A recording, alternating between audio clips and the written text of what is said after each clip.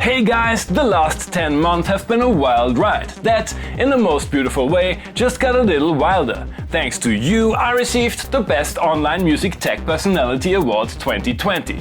Titles and awards are a great thing, but what really blows my mind is the support and love I get from you every single day.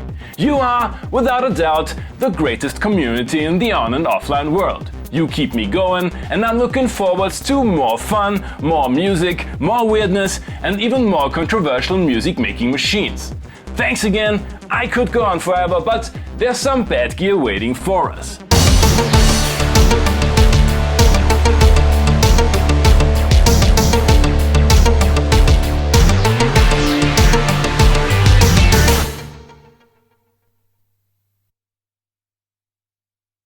Welcome to Bad Gear, the show about the world's most hated audio tools. In last week's extremely cheesy Yamaha SHS-10 Kita episode, I not only got away with 95 grams of a mysterious white substance on a scale, you guys even watched the episode in spite of my classic butchering of the English language. Sorry for that, but Epitome just didn't sound metal enough to me.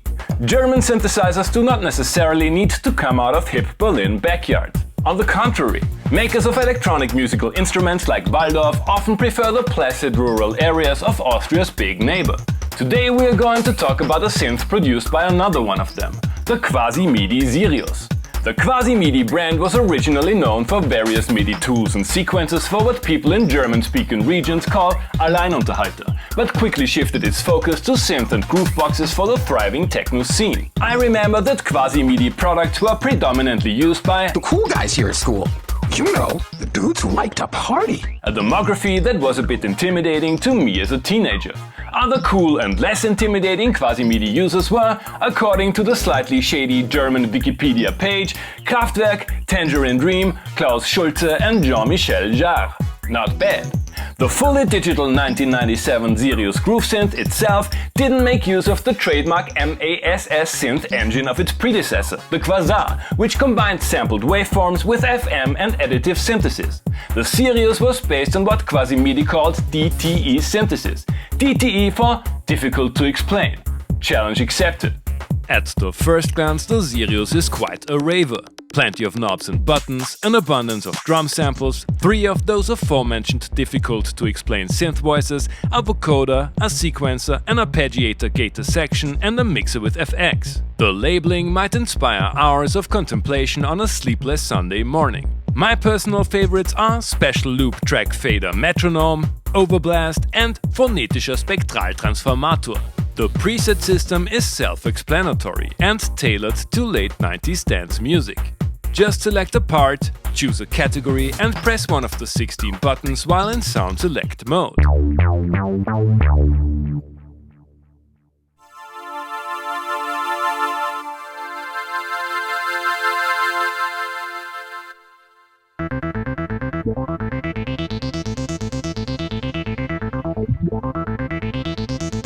There is a randomizer that even invents names worthy of alcoholic beverages in a Douglas Adams sci-fi novel.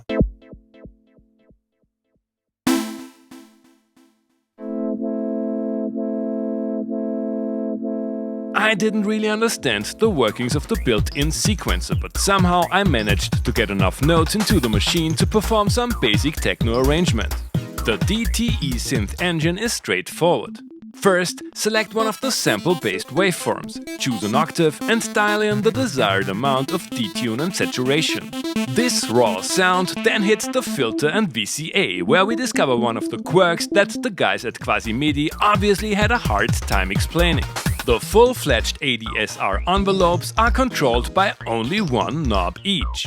They produce a short pluck with the knob in a fully counterclockwise position, an organ-style on-off at noon and a classic pad envelope at 11. The VCA has an additional button for the release stage.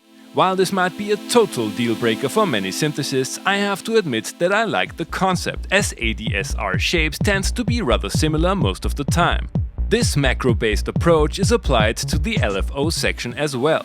Select a destination like, for example, filter cutoff, adjust speed and depth and you're ready to go.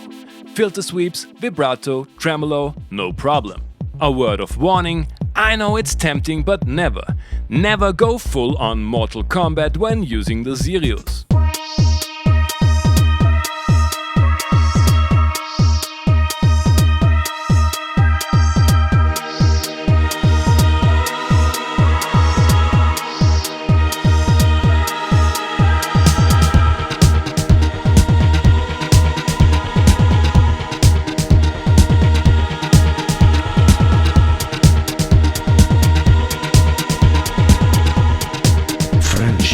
Friendship again? There's nothing wrong with the built-in FX, and Overblast works like the loudness knob on your home stereo.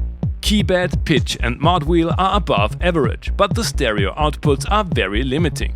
I've read a lot of enraged forum posts about the power supply, which seems to be extremely rare, so keep that in mind if you want to buy one of those groovy keyboards.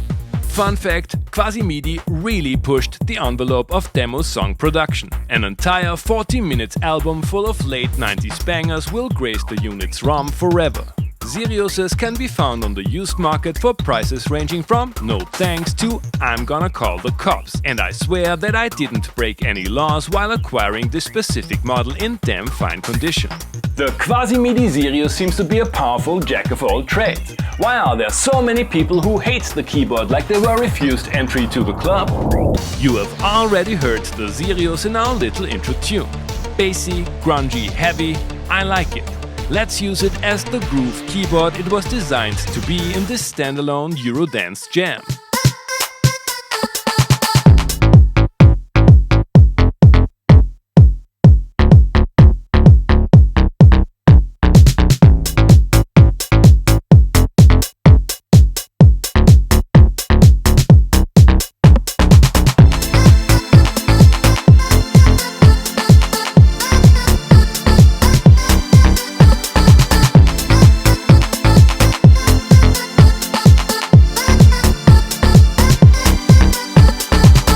If you're looking for those 90s dance music sounds, look no further.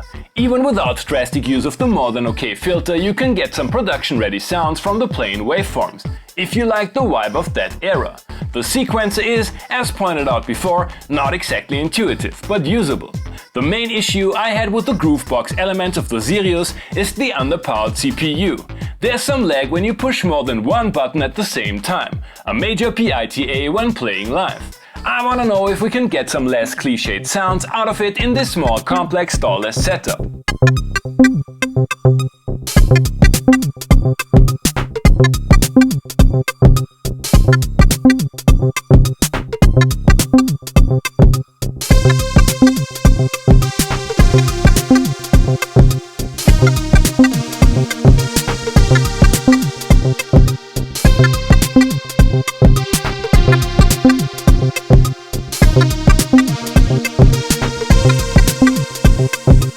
Once again, I got seduced by one of the bright 90s pads of the Sirius. I also like the sharp and crispy sounds you can create with the fast macro-controlled envelopes. This week it took me a little longer to find the ideal genre for the last musical bit.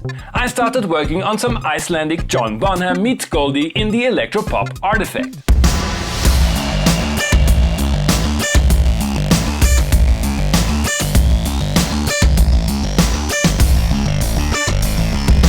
But it didn't really satisfy me. The main reason for that was that I watched the classic 2007 Jexus video about the Sirius, and it is, at least for me, impossible to match the wild, out of control yet beautiful sounds he's able to squeeze out of that synth. So I decided to stick to my guns and produced this parade-ready, peace, love and pancake, animal diarrhea-inducing trance anthem.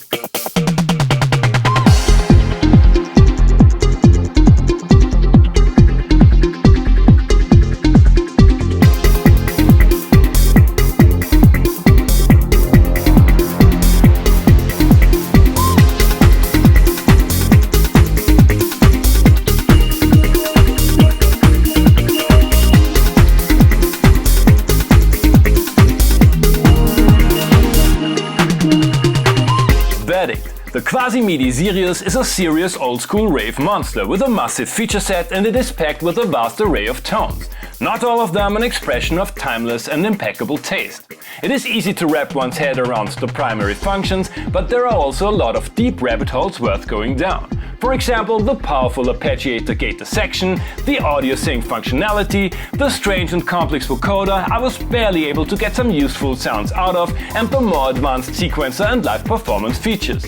You can clearly tell that the Sirius was an innovative instrument based on countless ambitious ideas. Maybe a bit too ambitious for a small synth manufacturer at the dawn of the DAW revolution.